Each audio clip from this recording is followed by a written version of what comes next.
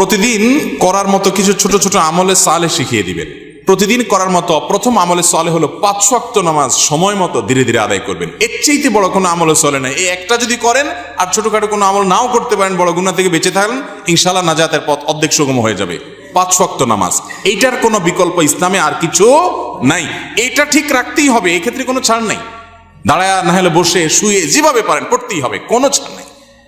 অতএব 1 নম্বর আমল হলো 5 ওয়াক্ত নামাজ পড়বেন। 2 নম্বর হলো সকল বড় বড় মোটা মোটা গুনাহগুলা থেকে বেঁচে থাকবেন। চোখের গুনাহ, হারাম জিনিস দেখা, হারাম জিনিস শোনা, গালমন্দ করা, মানুষের হক মারা, হারাম খাওয়া, এই বড় বড় গুনাহগুলো থেকে বেঁচে থাকবেন। নাম্বার 3, নবী করিম সাল্লাল্লাহু আলাইহি ওয়াসাল্লাম প্রতি বেশি বেশি দুরূদ পাঠ করবেন। আল্লাহুম্মা সাল্লি আলা মুহাম্মদ ওয়া আলা আলি মুহাম্মদ, শুধু সাল্লাল্লাহু আলাইহি ওয়াসাল্লাম, দুরূদ ইব্রাহিম যত বেশি পারেন দিনে 10 বার 20 বার পাঠ করবেন। নাম্বার 4, ইস্তিগফার বেশি বেশি করবেন। আস্তাগফিরুল্লাহ ওয়া আতুবু ইলাইহি, আস্তাগফিরুল্লাহ ওয়া আতুবু ইলাইহি, আস্তাগফিরুল্লাহ আল্লাযী লা ইলাহা ইল্লা হুয়াল হাইয়ুল কাইয়্যুম, এরকম ইস্তিগফার করবেন। নাম্বার 5, যেই কোনো কাজ করবেন, এই কাজগুলোর পাশাপাশি কোরআনে কারীমের তেলাওয়াত প্রতিদিন একটু একটু করে করবেন। বিশেষ করে সূরা ইখলাস, কুল হুয়াল্লাহ সূরা একবার পড়লে 3 ভাগের কোরআন 3 ভাগের 1 ভাগ পড়ার সমান সওয়াব হয়। অতএব আপনি চাইলে কয়েক মিনিটের ভিতরে পুরো 1 খতম কোরআনের সওয়াব পেতে পারেন। বিশেষ সূরা ইখলাস পাঠ করবেন। 6 নম্বর হলো যত জিকির আছে কোরআন হাদিসে বর্ণিত, এই জিকিরগুলো বেশি বেশি করে পাঠ করবেন। যেমন সুবহানাল্লাহ ওয়া বিহামদিহি সুবহানাল্লাহিল আযীম, তারপর লা হাওলা ওয়ালা কুওয়াতা ইল্লা বিল্লাহ, এটাকে জান্নাতের ভান্ডার বলা হয়েছে। তারপর আপনার দুরূদ ইব্রাহিমের পাশাপাশি অন্যান্য সাধারণ দুরূদ তো পড়বেনই। যত জিকির আছে এর মধ্যে একটা জিকির আছে ইয়া জাল জালালি ওয়াল ইকরাম, বেশি বেশি করে। তাহলে ইয়া জাল জালালি ওয়াল ইকরাম, সুবহানাল্লাহ ওয়া বিহামদিহি সুবহানাল্লাহিল আযীম এবং লা হাওলা ওয়ালা কুওয়াতা ইল্লা বিল্লাহ, স্পেশালি এই 3টা বেশি বেশি জিকির পাঠ করবেন। কোনো মুসলমানকে জাহান্নামে দেওয়ার পর কখনো কি তাকে জান্নাতে দেওয়া হবে? খুব গুরুত্বপূর্ণ একটা প্রশ্ন। একটু আগে যে গোষ্ঠীর কথা বলছিলাম, যারা আমাদের নবীজির হাদিসকে অস্বীকার করে, তারা শুধু কোরআন দিয়ে চলতে চায়, শুধু কোরআনে এত ইনিশিয়েট দেওয়া আছে যে এটা দিয়ে সে চলতে পারবে না।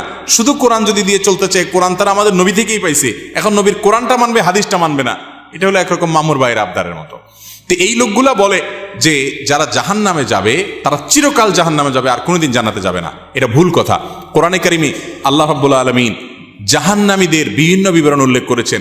অনেক পাপের কারণে জাহান্নামে স্থায়ী থাকার কথা বলেছেন, কিন্তু এগুলো সম্পর্কে খোদ নবী করিম সাল্লাল্লাহু আলাইহি ওয়াসাল্লাম কি ব্যাখ্যা দিয়েছেন, যার পরে কোরআন নাজিল হয়েছে, যাকে আল্লাহ পাঠিয়েছেন আমাদের কাছে, সেটা তারা জানার চেষ্টা করে না।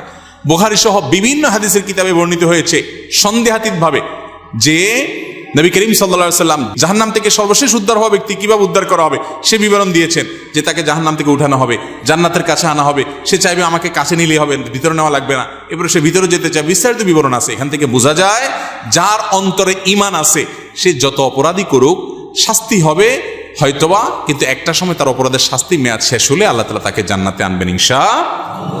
এই চিন্তা করে এবার তাহলে নিশ্চিন্তে পাপ করতে পারেন, যেহেতু জান্নাতে আসবেনই একবার, আর টেনশন কি।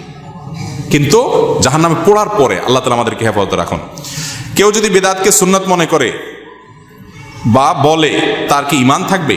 বেদাতকে সুন্নত বললেই বেঈমান হয়ে যাবে না, এত সহজ ক্যালকুলেশন করা যাবে না। একটা আমলকে একজন বেদাত বলছে, আরেকজন বলছে না এটা, আপনি বলছেন বেদাত, আমি বলছি না বা দাঁত, এটা দাঁত আছে। কেউ দাঁত পাইছে, কেউ দাঁত পায় নাই, অর্থাৎ কেউ সুন্নত মনে করতেছে, কেউ বেদাত পাইছে। এটা নিয়ে ইজতিহাদ বা বুঝের মত পার্থক্য হতে পারে, এর কারণে কেউ কাফের বা মুসলমান হবে না। বেদাত জঘন্য খারাপ জিনিস, কিন্তু এই খারাপ জিনিস কোনটা, এটা বেদাত কিনা আদৌ, এটা নিয়ে সংজ্ঞা নিয়ে ওলামাদের মধ্যে মত পার্থক্য থাকতে পারে। অনেক বড় বড় ইমামদের মধ্যে মত পার্থক্য আছে। একই কথাকে একজন ইমাম বলছেন বেদাত, আরেকজন বলছেন এটা বেদাত না। অতএব এটা নিয়ে মারামারি করবেন না। মেয়েদের সাদা স্রাব হলে নামাজ পড়তে পারবে কিনা?